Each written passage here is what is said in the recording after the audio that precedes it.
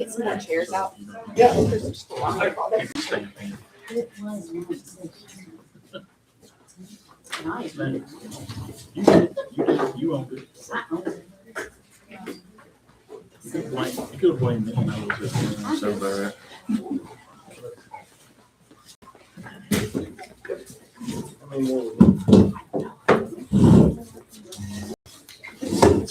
I'm not supporting that.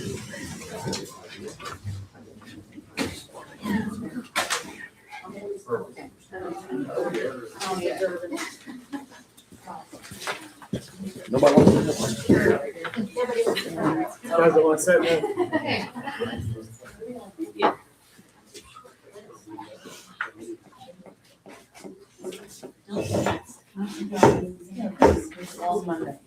Yes. It was. We do have a patron sign. I kind of set it there for them.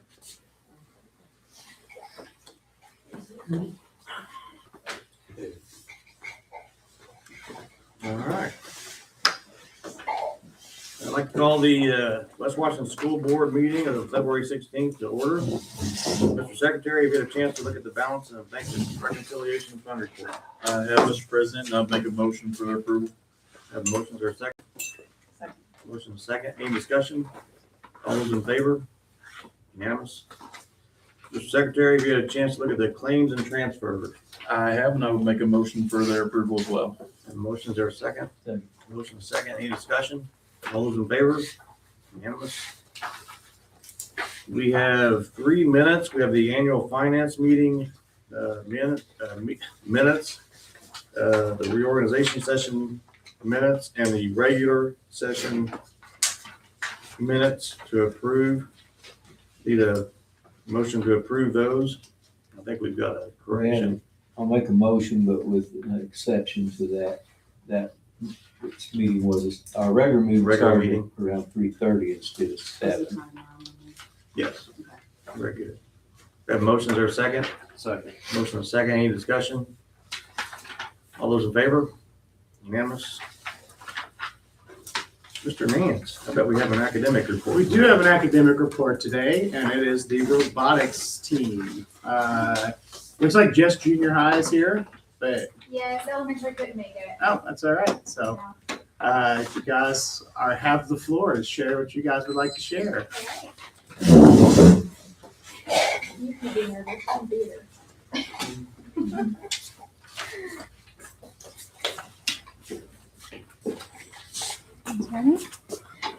Well, thanks for having us, first of all, just to showcase some of our STEM activities. First of all, Camp Invention is coming back again this year. We got approval for that. This will be our 3rd year for Camp Invention. The first year we had like 40-ish kids, and last year we had right at 50. So I think it's growing. I love walking through the elementary school and I hear kids go, "It's the camp lady." So anyway, so just to let you know, that is coming back, and we're really excited to have that back. And that is it's a program for kids K through 12. It does reach all grades. The younger kids are the participants. Our junior high kids, actually these two did it last year as well. They were leaders in training. And then our high school kids, for grades 10, 11, and 12, they are our counselors. And it's a free program to them, actually. And they can write it off on like scholarships or college applications. So it's a really good program for our older kids as well. So everybody's involved. So that's my spiel on Camp Invention. So it's coming back. These guys have been in robotics for a very long time. Speaking of elementary, I think Kellen was in the very first year that it was hosted for the elementary, and he's grown with us. Dandon has been in it this whole time as well. And Bridget just joined this year. She's kind of our manager secretary. So when mom's involved, you don't have a choice sometimes. You want to share? So we brought Go ahead. the teachers' kids. How many kids were on the junior high robotics team? Junior high, we have a total of 8. Okay. Yes, and you're only allowed 10 per team as it is. Elementary has 2 teams, which is great. So that helps our feeder program. And we kind of run into junior high, you can have extra activities of sports and things like that run into us. But we do have a total of 8 kids on the team. Excellent. And we had one competition already at Seymour, and we're going to have our second competition this coming weekend at East Washington. So we get to showcase their skills at East. And thing about robotics, it's not just about building a robot. That's really cool. That's a cool part. But I will say that it is a lot of collaboration, not just with each other, but we have to collaborate with the other schools while we're there because you're on the same field at the same time. So you have about 5 minutes with your other team. And like, you know, these schools, there's a lot of schools out of Indianapolis, for example, but you have about 5 minutes and you have to talk about your strengths, your weaknesses. My robot does this. What does your robot do? And you come up with a plan to, basically attack the field and score your points. And then those points all get added up together. So, collaboration is a really, really big thing, especially at this age. So when you have 8 kids and they all have 8 different ideas in one robot, and but then I just kind of sit back because these guys do it all. Like they're great. So you want to show them what it does? So each year the challenge is a little different, right? Yes, each year they're different. This year our robot has to pick up these pegs, and you score points by stacking the pegs. You get points if you stack different colors. You get points if you stack them and place them on a target that's on the field. There's also a larger double peg. So if they put the different colors into that larger peg, you get points. So there's lots of different ways to score, and they have to know all of that before going up to the field. So we've been working on that all this school year. And last year was something to do with blocks, right? Yes, last year they had to pick up blocks, and they could stack the blocks, and they could put blocks into a container. One year, I think probably their favorite year too, they had to shoot discs. They looked like little miniature hockey pucks, and they had to shoot the discs across certain areas of the field, and you got points if it went, to one area versus another. I think they really liked that year that they did that. And in the meet, you work with the other team. Yes. So you just, for 5 minutes, you get to talk about what the strategy is. Right. And these are people we've never met, unless they happen to know someone from East Washington or Salem or something like that, just from being around. But a lot of these teams, we have teams coming from Evansville, Indianapolis area, Cincinnati area, Aurora, I think it was. Anyway, so you're collaborating with people that you've never even met before. So it's really nice. Right. And then they have to work together too. So when they go up to the field, there's 2 of them, they're drivers, and there's a third that puts the pegs on the board as they go along. So they have to, decide who's going to do that. They each get 30 seconds to drive. Then they hand it off. They get 30 seconds to drive. Buzzer goes off, remote goes down, and they're done, and they add up all their points. Wow. It's pretty quick. So how long did you have to build the robot? Until basically like your competition. Well, when did we start though? I can't remember. Way to ask him a question. We started after fall break. Yeah. So we've been working on this since fall break. And we had our first competition the beginning of January. And then from there on out, it's just tweaking it. Yeah. You like, what happened at the last competition? What can we make better? We saw other people's robots, and we were like, so since then it's kind of just been tweaking it and, practicing, getting the remote back into their hands. And like I said, we have this competition on Saturday. Kit you buy it and put it together, or? Oh yeah, this is from scratch. Yeah, they had to build this from scratch. There's you can do it however you want. It does have to fit a certain size, but there were robots with conveyor belts. We have one claw. They had some that had 2 claws, and they were stacking 2. So you have free range pretty much, and they had to do it from scratch. And they have to program it. That's part of it too. So they had to program, making the claw go up and down, closing it, picking up the pegs. They have to program the remote, so they do all of that. Yeah. And then the basic, they have to buy from a certain company in a certain set. Yes. And then after that, you got free reign. Yes. So Yes. they all have access to the same equipment, but your design can look totally different. Yes, that is true. And before the competition, they do an inspection, and they have to make sure that it's all the VEX IQ parts as well. But like I said, Miss Bays and Miss Nicholson, they do a great job. They couldn't make it tonight, and right now there's not one for the high school. But you want to touch? Yes. on that? I was asked to speak as a parent, first of all. So I am very thankful that we have robotics and that, like, my son was able to start.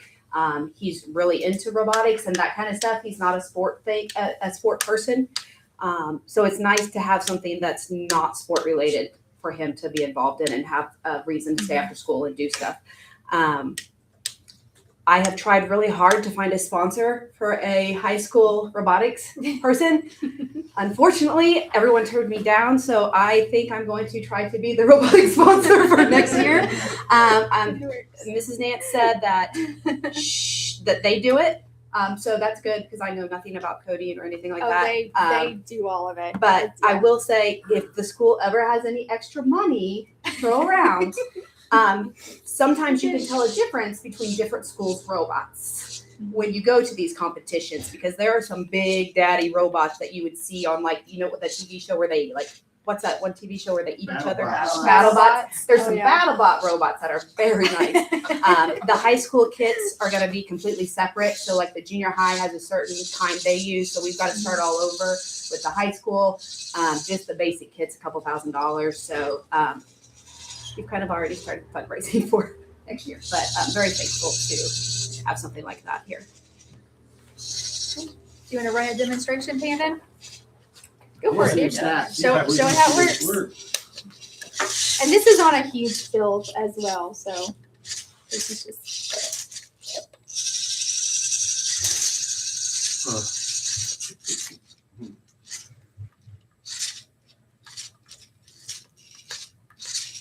Cool.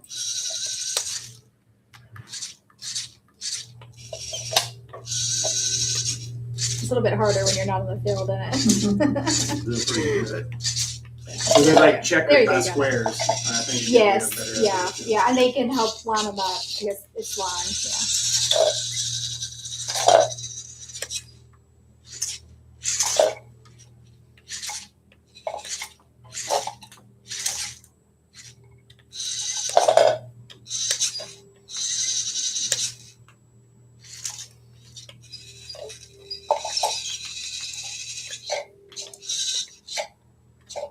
You want to give it to Kellen? Let Kellen try. Let him showcase. Let him showcase Hand for off a to the other minute. driver. Here, do you want me to? Oh, you're gonna do all four of them. Okay.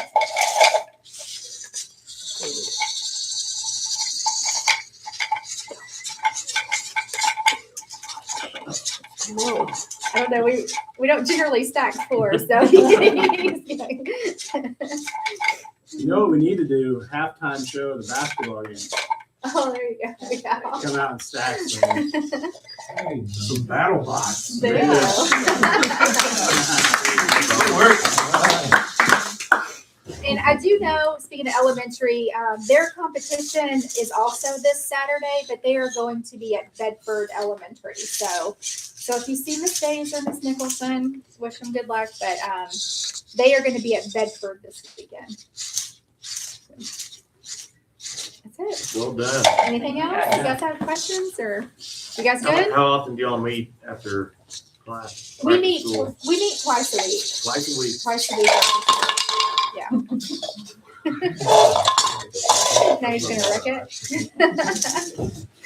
So yeah, like I said, we've been meeting since October, and we meet twice a week. And now we're gonna have a team in the high school. That's what we're hoping for. That's what we're hoping for. And it's like with elementary and junior high, we use the same products. It's called VEX IQ. So it's been really nice. Like if we're missing a part or don't have a part, we can trade with elementary and go back and forth. With high school, it's it's a complete. It's still the same program, but it's Bex R5, B5, B5. Steven. It's called Bex B5. So they do use different components than we do, and They also do drones. yes, they do drones as well in the high Our school. engineering classes have had some experience with that. Yes. And I think although he wasn't willing to become the sponsor, I Yes. think he's willing to lend some expertise, Yes. Mr. Tankersley. Yes. And I think he has some equipment too that Yeah. you might be able to share a little. Yes. All right. Well, thank you It's guys. really impressive. Thank you all. Thank guys. That's awesome. I like those t-shirts too. What's the number on the back mean? That's our team Team number. code. You have to have your team number on your robot, and it's also here. Turn around. We have it on the back of our shirts because when you collaborate with other teams, there's a giant TV much like this, and it'll have who you're competing with. Because we'll have at least 8 different rounds, so you can find your team number, and then you can like practice with them before you compete. So we have to display our team numbers so that other teams can find us, and then we can collaborate before going to the table. So, That's awesome. Well done. all right, thank you guys. Thank you. All Stick right. around. Be a hard academic report to talk.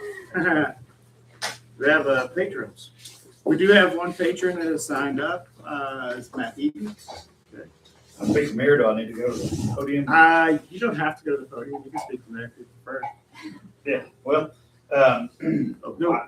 Matt, we generally, I don't need to read the whole thing. but- Yeah, just to go over like patron details. We don't get them every month, so you must sign up before by noon the day of the meeting, limited to 3 minutes. When you address the board, you do have to say if you got to share your name.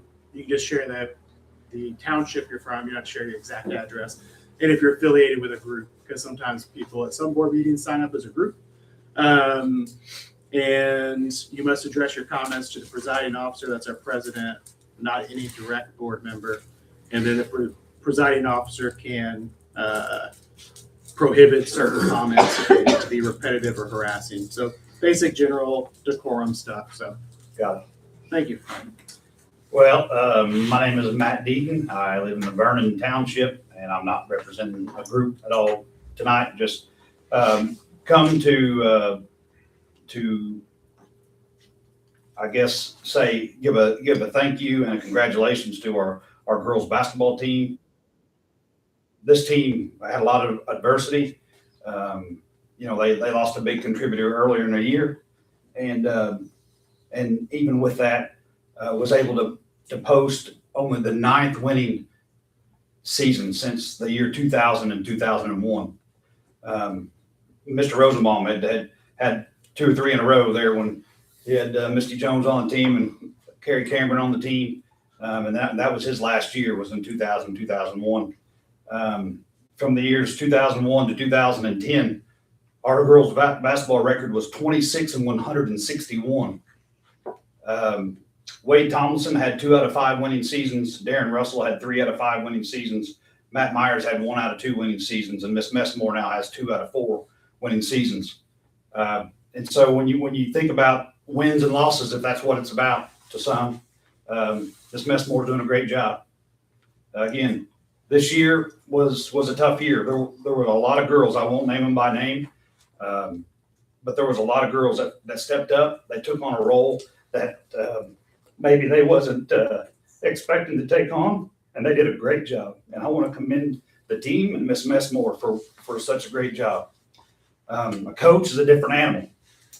They have to truly love the game that they coach, but the real good coaches also love the kids that they coach. Miss Messmore pours into these kids.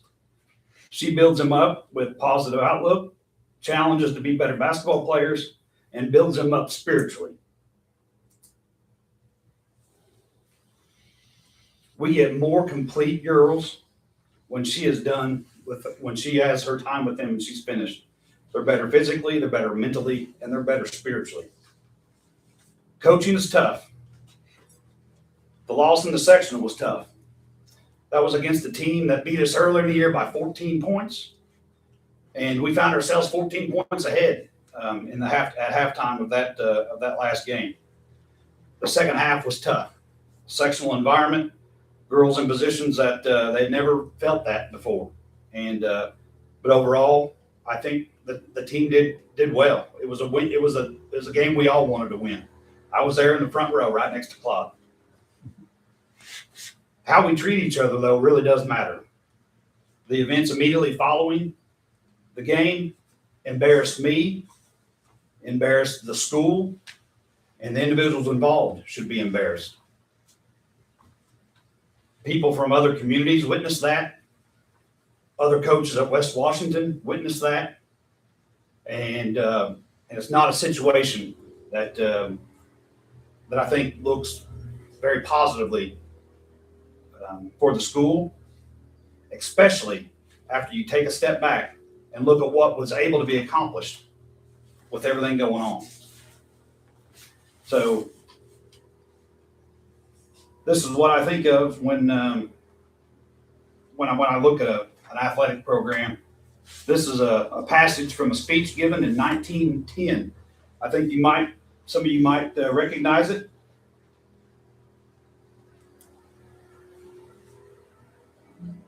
It's a passage that I live by. It is not the critic who counts, not the man who points out how the strong man stumbles, or where the doer of deeds could have done them better.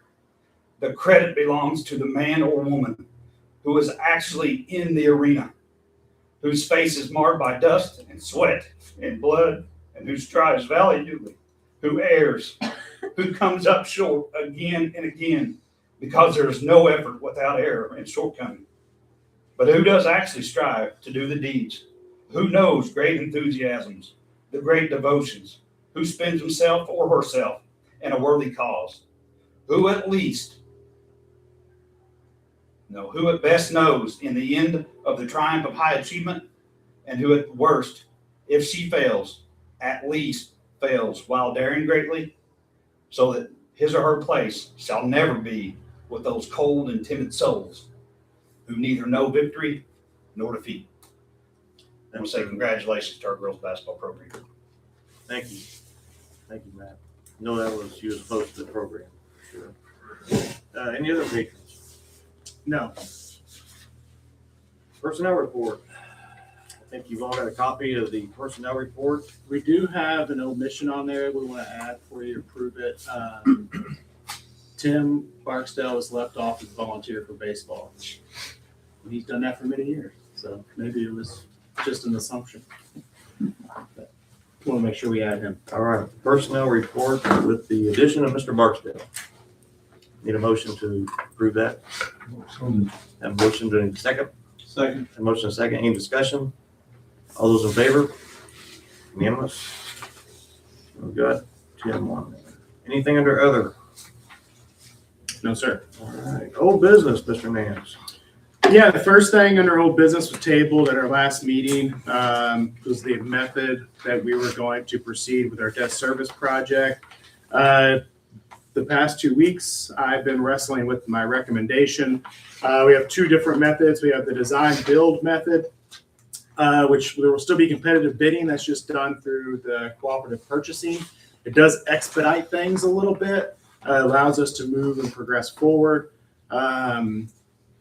If we went with the design build, after talking to the individuals that came and presented during our planning session, we would do that with AFP in lieu of an energy savings contract, because the energy savings contract isn't geared for us to reap all the rewards on the front end. It's more on the back end. It would save us maybe potentially on some money that we would have to use for debt service, but it also would not be applied to any relief that we might need in our operations fund currently, because it would defer that. And then the other one was using the construction management. We obviously have a variety of projects going on, the biggest one of which is our roof. And then second to that would be replacing 32 HVAC units and converting them from heat pump to gas. And then we talked about a variety of other things that as we proceed, we'll release there in our minutes from January in our planning session, but we'll have a complete list of prioritization. Obviously, we won't be able to complete our whole list because we always got a list of wants, But in the projects, as we talk about them, doing a roof on a building of this size is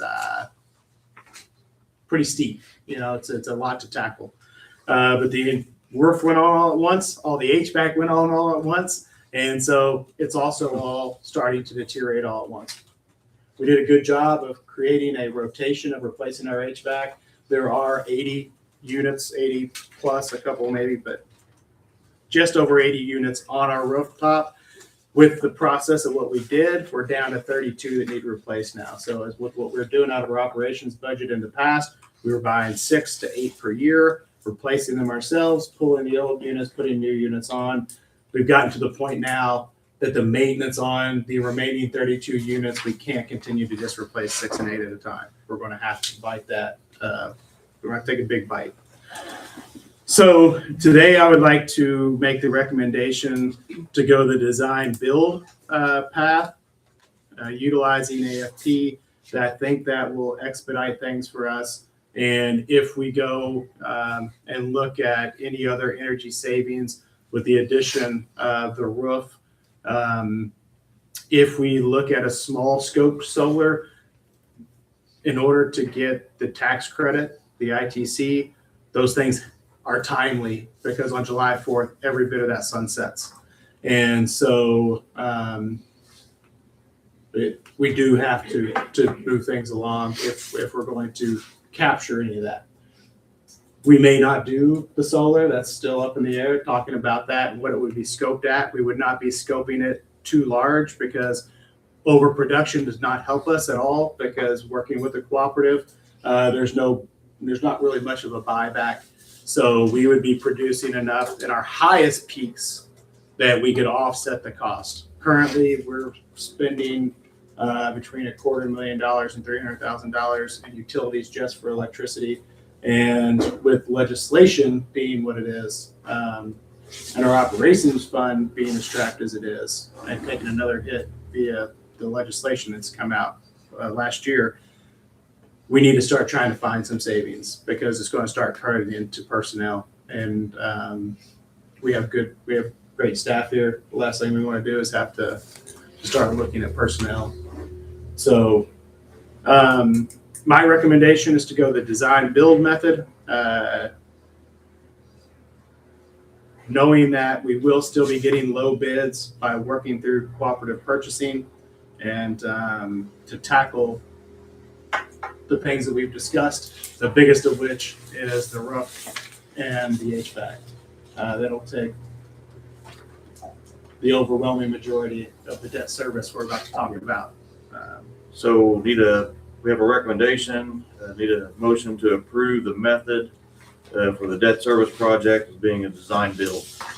So moved. Motions are second. Motion second. Any discussion? All those in favor? Unanimous. All right. New business, Mr. Nance. Yes, so Bob Swentz is here. He has advised us the last several times with our debt service. As we discussed in our planning session, the full day session, we were debating a $3.5 million debt service project to a $5 million debt service project. The $3.5 million gets the necessities done. That should get our roof, that should get our HVAC, with a little bit of clearance, maybe to do a small, very small off thing here or there. But we also discussed a $5 million debt service because there are other things. If you look around our building, which is aging, main portion was built in 1963, opened to students in 1964. And a roof is a necessity. The HVAC is a necessity, but we also need to do things that improve the daily environment for students, the daily experience for students and staff. So, we've discussed some upgrades to the interior of our building, school furniture, things of that nature, some work on some of our fields, minor work on some of our fields, specifically baseball and softball, potentially a press box for the softball to match the one that's at the baseball field. Now that's all with the funds that are remaining after doing all the necessities. We also have 2 areas on our campus that are in dire need of paving or repaving. The south side where the buses park, and it hasn't been that well. I mean, it has been years, but it takes a lot of traffic, a lot of heavy traffic with our school buses. And then you have to our north, the area, I think it's only been paved once, which used to be a part of the practice field for football. It's adjacent to the field. And our CDL classes have been working up there, and it's overflow parking for basketball and parking for football, but it's deteriorating right underneath of us at the time because it's got 1 layer of pavement, and I don't know how many years ago it was, but I know in 2000, the first time I stepped foot on this campus to help in the summer maintenance and then coach football, that was a grass field, and that's where I took the linemen over to go play. But just within a few couple of years, it became pavement, and I think it's definitely due. So my recommendation is to pursue $5 million. There is some data on the screen, and you guys all have it in front of you. Bob, we can ask questions of Bob in reference to that. He produced those for us. So what would happen currently if we add no new debt? We did have debt just come off, but this is in excess of what came off. We do have the lowest tax rate of anyone around us right now. Our tax rate is at 18 cents for comparison purposes. Salem's is above 60 cents. Mitchell's is pushing the statutory limit of 70 cents. You can take any person around us, and our tax rate is half the amount of theirs. That's not to say we shouldn't be good stewards of our tax rate, but we can't let our building deteriorate around us in an effort to keep our tax rate. There's no medal for having the lowest tax rate, Especially maybe in the state, especially if the roof leaks. especially if the roof leaks on top of our heads. Okay. My recommendation is to pursue debt service in the amount of $5 million. What you have in front of you, Bob was able to produce for us an impact statement of what would happen on a $150,000 value property, what would happen to a $250,000 value property. It's not exact math, but you can look at the $250,000. Well, what you did was close to exact math, but you can look at that $250,000 valuation. And that's where we stopped. But, you know, there are people that have evaluations of 500,000 or more. You can take and look at that and kind of double it and get it in the ballpark of what the impact would be to higher valuations. The difference between $3.5 million and $5 million, obviously is $1.5 million, but on a $250,000 property is only 20. Oh, it's 2 cents. I'm marking on my paper. I think it was 2 cents. 2 cents. The difference 2 between. cents. Oh, 2 cents in the 2 cents in the tax rate. In $25 difference for the taxpayer total tax bill on our portion of the total tax bill for a resident of our community. So we're asking for $25 more for the evaluation of $250,000 in order to do some things in addition to a roof, HVAC, and a couple paved lots. I think we can all agree that there are some things that don't rise to the level of necessity, but they're also not just frivolous wants either. Furniture for students, a new look for our hallways potentially, a better playing surface for the infield of softball and baseball, press box, and then, you know, we had some other things even further down that list if we happen to have, you know, a few $100,000 remaining. But we've listed our priorities and we'll share those too. So a recommendation for a debt service of $5 million. Yeah, that would be my recommendation. And again, Bob is here to make any statement or to ask any questions of if you have them. So have a recommendation. Is there a motion? I make a motion to go with the 5 million debt service. A motion. Is there a second? Second. Motion is second. Any discussion? The only thing I would say is this is a motion and a vote for us to pursue it. This is not going through the requirements of advertising and all the things that will then come after this. You know, sometimes where we've done backfill projects and it's just $1 million. We put it on the agenda. People are allowed to come and speak at it. There's advertised that there's an open part of the meeting for that specifically. We will have all that. But doing something this large, in my 10 years, we've done $1 million projects. That's about it. Here and there. Doing something this large, I wanted to, in the open session, get agreement from the board on the amount that we pursue. And the estimates will be in part of the board packet. They will be attached to the minutes. All right, any other discussion? All those in favor? Unanimous. All right, what are we talking about with the teachers? Teacher retirement buyout. We did this 10 years ago in a situation where education fund money was getting tight. Sometimes you end up, the way things are set up now with the salary schedule, the longer you're in the field, the more you make. It continues to increase. And our ceiling is pretty high. Our top end teachers get paid $82,000 per year. They earn it. They're valuable to us. But at the end of the day, a top end teacher costs the school corporation $112,068.53 with benefits included.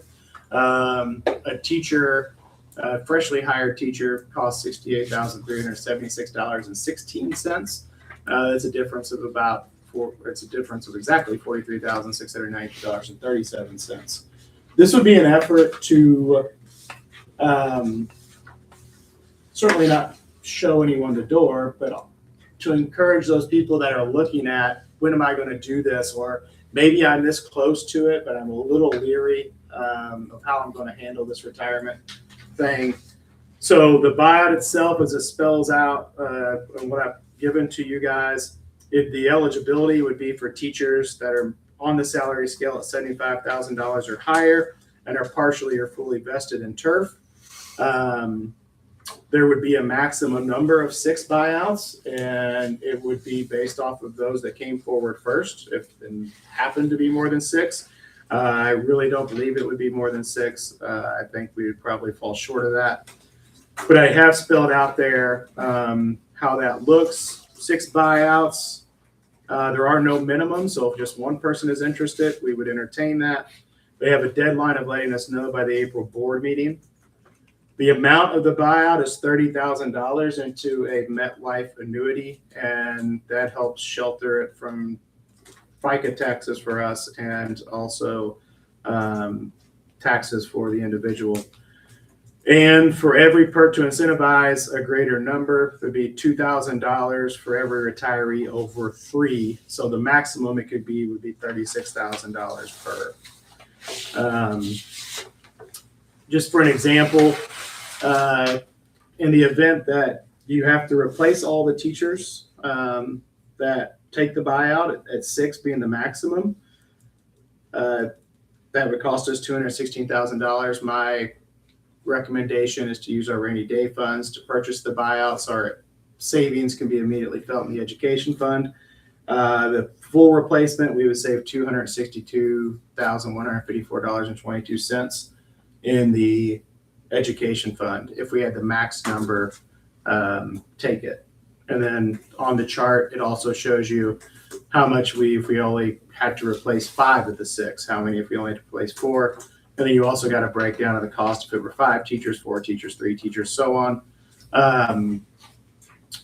This is in an effort to give a little relief in our education fund.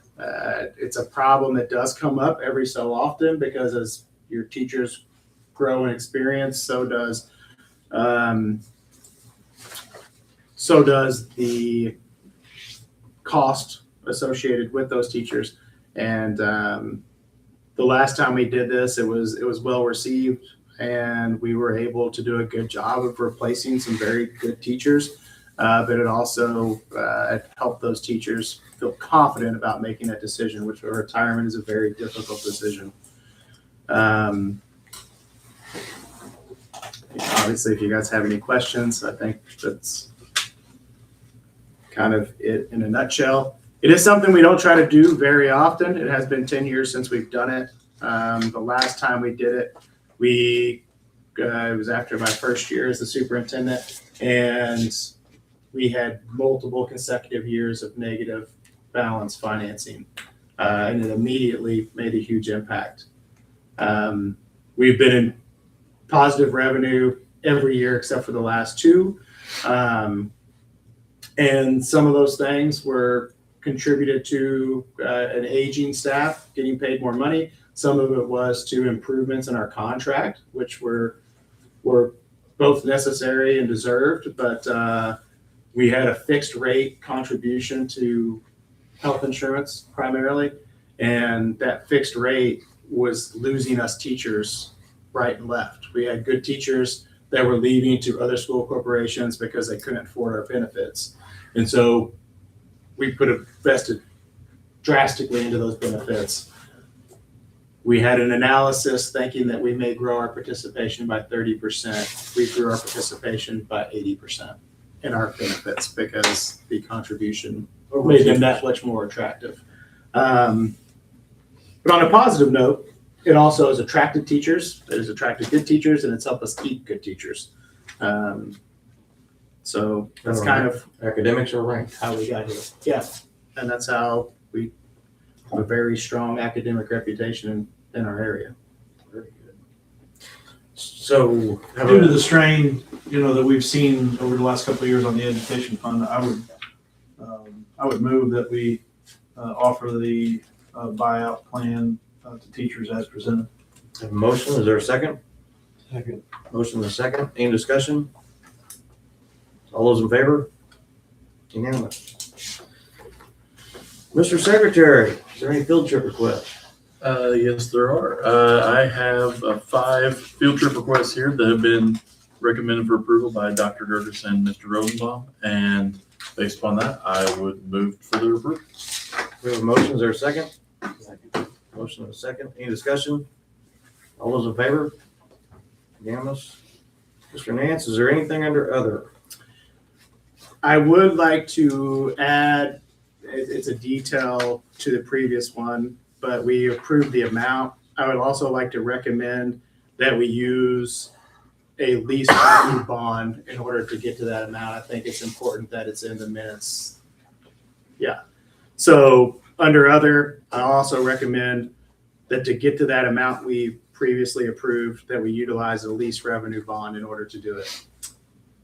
So, need a motion to approve the debt service through lease revenue bond.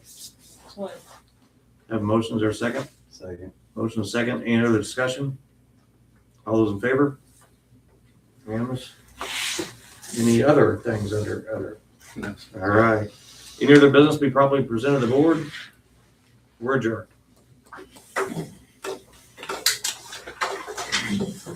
I'm glad I caught that one at the last minute, Bob.